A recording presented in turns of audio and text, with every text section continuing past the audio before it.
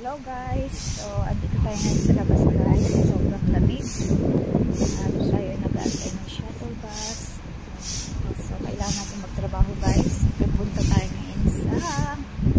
ngayon pupunta ako ngayon sa market. Grabe guys, sobrang lamig, yung pisngi ko sobrang grabe, nanonood talaga yung lamig guys.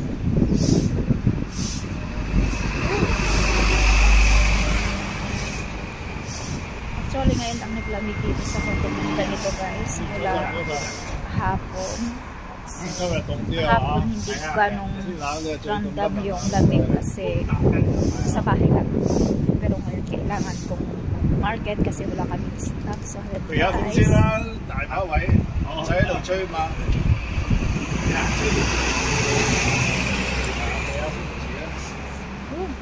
Lamig talaga guys. Wala akong bulsa kaya hindi ko painit yung kamay ko guys. Grabe guys.